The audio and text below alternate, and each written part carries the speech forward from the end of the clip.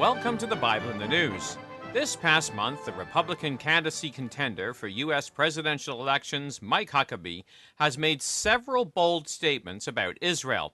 On a radio program last month, he declared, This president's foreign policy is the most feckless in American history. He's so naive, he would trust the Iranians, and he would take the Israelis and basically march them to the door of the oven. This is the most hideous thing. This Iran deal should be rejected by both Democrats and Republicans in Congress and by the American people. I think we forget that the Iranians have never kept a deal in 36 years under the Ayatollah. There's no reason to think that they'll suddenly start doing it. I read the entire thing. We gave away the whole farm. It's got to be stopped. The bold statement is a very politically incorrect statement, yet represents an inconvenient truth that world politicians don't want to discuss. Is Mike Huckabee a maverick that is out of touch, or does he have his finger on the pulse of what is actually going on in the street? Well, the Bible clearly outlines the truth of the matter, identifying Iran as an enemy of Israel that will join the Russian coalition for the Battle of Armageddon and the invasion of Israel, as Ezekiel 38 states in chapter 38, verses 8 to 9. After many days thou shalt be visited, talking of Rosh, Meshach, and Tubal, the Russian host. In the latter years thou shalt come into the land that is brought back from the sword, and is gathered out of many people, against the mountains of Israel, which have always been waste, but is brought forth out of the nations, and they shall dwell safely all of them. Thou shalt ascend and come like a storm, thou shalt be like a cloud to cover the land, thou and all thy bands, and many people with thee.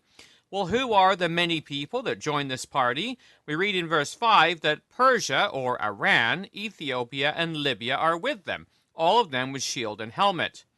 Well, is Huckabee out of line with his assessment of the situation? Is the Bible misleading as to where things will really end up? Well, this week, in a follow-up interview with Ynet Daily, Huckabee reiterated his claim when he said, The United States has vowed repeatedly, as has Israel, that the Iranians are not going to acquire a nuclear device. We've just now entered into an agreement in which they inevitably will. We've given them $150 billion of unfrozen assets so they can buy conventional weapons. They've already announced they're going to buy 4 major anti-aircraft devices from the Russians. This is a terrorist state, and we are empowering, enabling, and enriching them. Well, the story of Iran's impending purchase of the S-300 air defense missiles hit the news this week. CNN reported the advanced S-300 air defense systems would mean that the U.S. or Israeli warplanes likely couldn't sneak into Iranian airspace if they wanted to bomb Iran's nuclear facilities.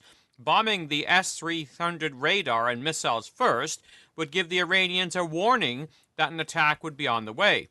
The signs that Moscow could soon be completing the sale comes as the United States, Russia, Iran, and 4 other world powers recently completed a deal curbing Tehran's nuclear program. End quote.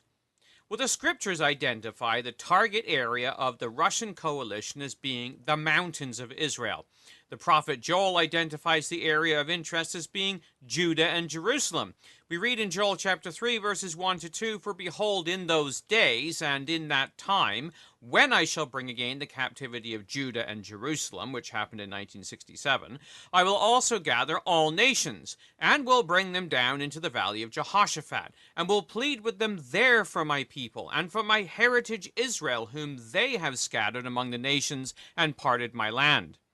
Well, Zechariah reiterates this understanding, identifying the gathering of the nations against the city of Jerusalem. We read in chapter 14, verse 2, For I will gather all nations against Jerusalem to battle, and the city shall be taken, and half the city, or this house is rifled, the women shall be ravished, and half of the city shall go forth into captivity, and the residue of the people shall not be cut off from the city. So the scriptures clearly identify the heartland of Israel throughout the Bible as being Judea and Samaria. This is where most of the narrative of the Bible history takes place, both in the Old and the New Testament.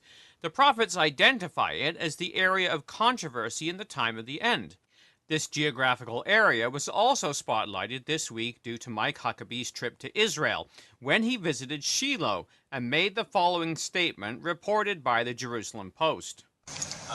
One, to show solidarity with the country that most reflects a mirror image of the American spirit, and also to show solidarity with the Israeli people and to show their extreme disgust with any deal with Iran.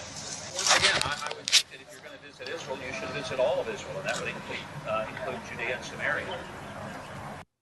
As far as specifically visiting Shiloh and the West Bank, he went on to state, I recognize Judea and Samaria as part of Israel, and I believe that it's most important that we realize that there are more Jews living in Judea and Samaria than most people ever realize, and that those numbers are significant. It's an important part of the security of Israel, and so I'm not in the least concerned about coming to any part of Judea and Samaria. Well, these comments were followed up by an interview on Israel's Ynet Daily, where Huckabee, responding to questions from an Israeli journalist, stated, I was in Shiloh just last night. That was the capital of Israel 3,500 years ago. And to somehow say that there is no connection that Jews have to Shiloh is bizarre. I mean, there's more connection that Jews have to Shiloh than Americans have to Manhattan, which has only been a 400-year relationship. Shiloh goes back 3,500 years. On the issue of a Palestinian state, Huckabee came out with a statement at odds with current American, European, and United Nations policy, stating, of course I would love to see peace. Nobody wants war. Nobody wants conflict. Nobody wants... I was here a year ago when 3 young teenagers were murdered. Nobody wants to see that. I visited the home of one of those murdered teenagers, one of the Israelis who was killed. Nobody wants to see that kind of violence anywhere in the world. But if we're going to have peace in the Middle East or peace anywhere, you can't have it if one of the sides has not yet acknowledged the right of Israel to exist and to have a safe and secure homeland. On the settlements in Judea and Samaria, he stated, well, I think the question is, does Israel have a right to build neighborhoods? Let's be specific. Do they have a right to build bedrooms for the expanding number of people who are coming here to make aliyah? Do they have a right to make sure that their people have a secure land that they can defend? I don't know why anybody who has ever existed on this earth would think that somehow they should surrender that. And every time historically they give up land for peace, they lose the land and they lose peace. They don't get either one. Yeah. I mean, this is Israel's decisions to make. I'm not going to counsel or advise them. But neither will I condemn Israel for taking every measure possible to make a good home for its people, even in the land of Judea and Samaria. The scriptures have designated Jerusalem as the capital of a nation of Israel since David moved it there from Hebron. God chose Jerusalem as the place his name would be put. It is described by God in the book of Kings as Jerusalem, the city which I have chosen to put my name there. 1 Kings 11, verse 36. Well, no Western country has its embassy in Jerusalem because they don't recognize it as the capital of Israel. The Vatican has even declared it to be an international city. Well, Huckabee would change that if he became president. In the same interview, he stated, I think it's the capital of Jerusalem, designated by the Israeli government, and the United States should respect that. We don't insist that the Israelis have their embassy in New York or that they have it in St. Louis or Los Angeles. They put their embassy where the U.S. Capitol is. Last time I checked, and I've been here many, many times over the past 42 years, the Israeli seat of government is Jerusalem. So it would make, for me, perfect sense that the embassy would be located in Jerusalem. Huckabee's statements over the past week have stirred up quite a controversy. His opinions are not popular with Western politicians, but they are in keeping with the purpose God has outlined and the path the nations will take. Well, whether there is any hope of him becoming president is not ours to prognosticate. We do not read tea leaves, entrails, or opinion polls.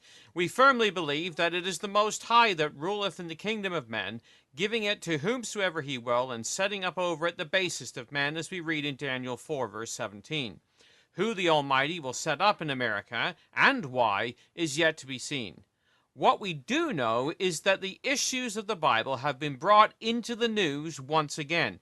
Issues that the world may shy away from, but ultimately will have to face. And we know that there is a time of trouble coming upon the earth, as we are told in Zechariah. Behold, I will make Jerusalem a cup of trembling unto all the people round about, when they shall be in the siege against both Judah and Jerusalem, the biblical heartland of Judea and Samaria. And in that day I will make Jerusalem a burdensome stone for all people. All that burden themselves with it shall be cut in pieces, though all the people of the earth be gathered together against it. Zechariah 12, verses 2 to 3. The rest of the story is given to us in verses 6 to 9. Jerusalem shall be inhabited again in her own place, even in Jerusalem. And the Lord shall also save the tents of Judah first. In that day, he goes on to say, shall the Lord defend the inhabitants of Jerusalem. And further on, it shall come to pass in that day that I will seek to destroy all nations that come against Jerusalem. So we look forward to the kingdom of God being established, with Jerusalem as its capital, from where the Lord will roar forth, and he will send out his law from Jerusalem. For the Bible in the News, this has been Jonathan Bowen joining you.